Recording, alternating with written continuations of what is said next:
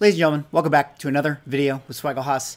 And in this one, we got ourselves a new trailer this morning that dropped. Of course, as you guys can see in front of you, VENOM The Last Dance. And so like we like to do here on the channel, I like to do a reaction to the trailer. And then after we watch it, we can take a look at the secondary comic book market, see if anyone is buying up any of these books related to Venom. Spoilers, they're not. And we can also take a look at ASM 300 and just kind of check in. It's been a while since I've seen the fair market values of that book, and with all the conversations going on with 9.9's, you have to wonder if holders of the 9.8's, and especially those 9.9's, should be worried about that book in the future. But of course, before I get into the video, if you guys could like, comment, subscribe, I would appreciate it. Helps support the channel doing those things. But let us get into this trailer reaction here today. All right, VENOM The Last Dance official trailer. Let's see how it goes. I think I call it. I think that counts as a joke. I think Venom Horse definitely counts as a goofy thing. I feel like they were trying to do a kind of a Guardians of the Galaxy 3 vibe, you know, with the song and having it be kind of an epic, humorous tone, which I don't know if I like that for Venom. But what do you guys think? Are you guys excited about Venom? Is the comic book market excited about Venom? Let's check in together. You know, we have the key collector here list. You know, that usually he categorizes a bunch of the books that are related to Venom, and we kind of can see, you know, which ones are, you know, the ones that people speculate are going to have some sort of reaction to the movie. Now, the biggest ones to talk about for sure are Venom vs. Carnage #1 and #2. We'll talk about these in a second, but before we do, let's talk about the one that we all know, the third appearance of Venom. No, I'm just kidding. ASM 300. First full appearance of Venom, as you guys can see from the panels right here. Of course, there's ASM 298, first half cameo, ASM 299, second cameo. We don't need to get into discussion. Let's just break down ASM 300. Where is this book today? Well, there's damn near 30,000 universal copies on the census. This book has to be the #1 slabbed book, right? I mean, it has to be. 29,000 universal copies? That's amazing. 36,000 total graded. Is there a book that has been slabbed more than this one? Let me know in the comments. Anyways, of those 29,000, you have 1,600 9.8's.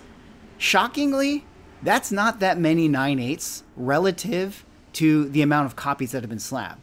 And there's only been 10 9.9's, which I also find crazy, surprising, and maybe concerning if I'm somebody who has a 9.8 or who has a 10, that, you know, in the wake of all of this 9.9 conversation, you know, I have to wonder, like, is there a reason that this book, you know, is so hard to get in this grade? I mean, maybe the pressers can comment. I mean, it does have a little bit different of a quality to the paper.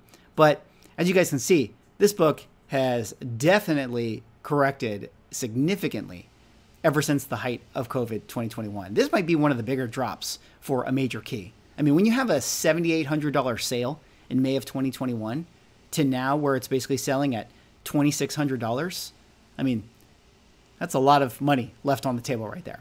But $2,600, I think, is the right price kind of for this book to be sold at right now. You know, we've talked about, you know, the comic index and trying to do our best, trying to figure out, you know, where the floor should really be. You know, now that the COVID money has been squeezed out, where should we actually be with the values of this thing? And you can see that this book, you know, got a little bit inflated early. You know, Copper Age, for whatever reason, started to get inflated even before everything else in the height of 2021 did. You can see August of 2020 was, you know, when this book started to get off to the races right here. So I would sort of call this book, you know, a $2,700, $2,800 book at this current point in time. That's probably where it should be sitting. So some of these sales are not too far off of that. 2,600 right here, I think that's kind of like your floor price for this book. I mean, there's going to be a point when the market just has to absorb the copy, right? It's going to go on sale in heritage auctions and someone's going to buy it. You know, at the very least, some dealer's going to say, okay, 2,600 is too low. I'm willing to pick that up. And because, you know, that's basically where this book was selling, you know, pre-2021.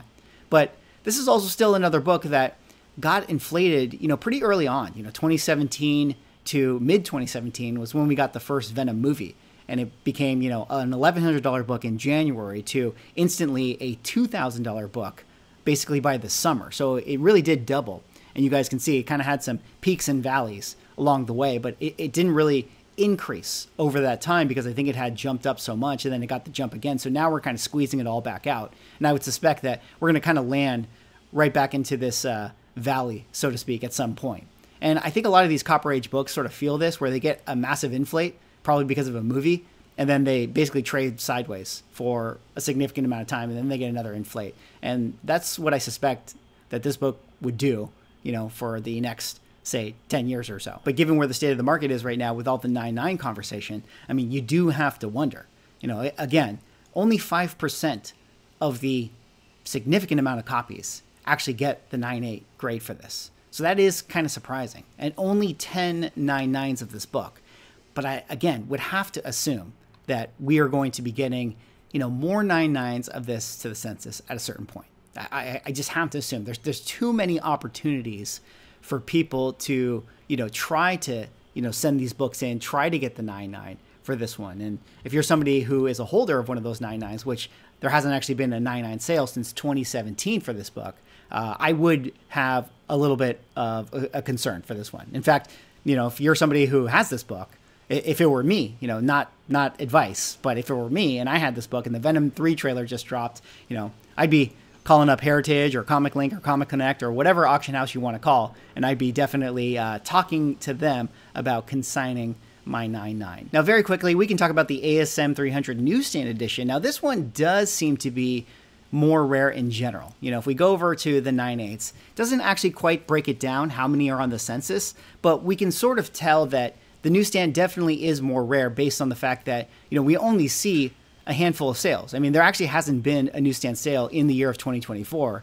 And then in the year of 2023, there was 1, 2, 3, 4, 5, 6. So newsstand, if this is your favorite book, if Venom is your favorite character, and you kind of want a quote unquote status symbol for your book, newsstand's probably the way to go. You know, because it doesn't go on sale as much. But of course, buyer beware with this one, because as you know, this is one of the prime targets that was actually in the reholder situation. In fact, shout out to Go Collect, you know, they have the warning on one of these sales. You can see in 2022, there was only 2, none in 2021, and only 1 in 2020, and then only 1 in 2018, which again, could be another kind of worrisome thing. The fact that there's been so many in 2023, you know, maybe people are starting to let go of them, or they're thinking, hey, I better sell this thing quick before it continues to go down in price. Although still very expensive at $9,600, you know, in December for a sale of the 9.8 newsstand of this one right here.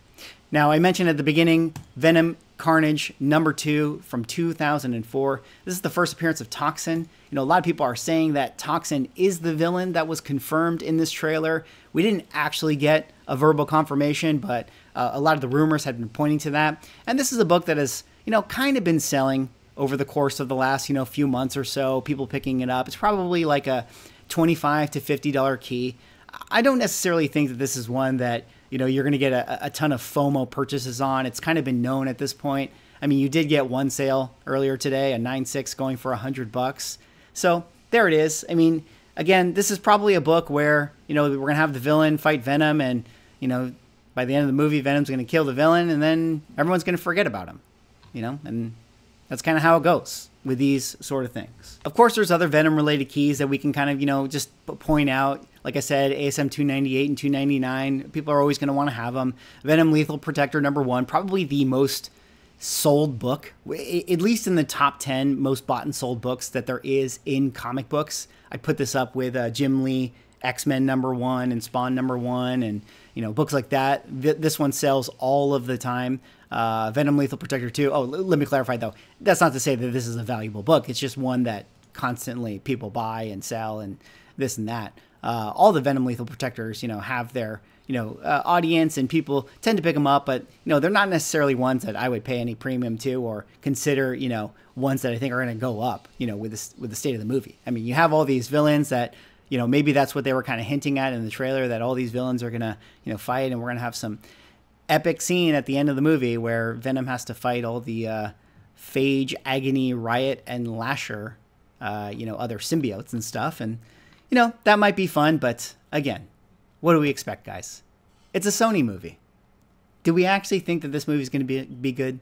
Did we ever think that this movie was good? Did we think that Spawn number 2 was any good with Carnage? Did we even like Spawn number 1? Did I just call it Spawn? I meant Venom. You guys know what I meant. Is Tom Holland going to show up in this movie? I can't imagine. There's no way. Why would they pay him to show up in a movie for half of a second? Anyways, that's all for this one. That was me doing a reaction to the Venom trailer. What did you guys think about this trailer? Are you guys actually going to see this in theaters? I gotta say, guys, I wasn't too thrilled about this trailer. Let me know what you guys think in the comments. What do you guys think about the books related to this? Any Venom and Carnage fans out there? Have you guys picked up an ASM 300? Are you an ASM 300 buyer? If it were me and I needed this book in my collection, I would definitely save myself hundreds, if not thousands of dollars and pick up a lower grade, you know, a 9.2, a 9.4. Because, hey, if you just want the book, I mean, what's really the difference? Anyways, that's all I got for this one. Let me know what you guys think. Like, comment, subscribe. See you on the next one.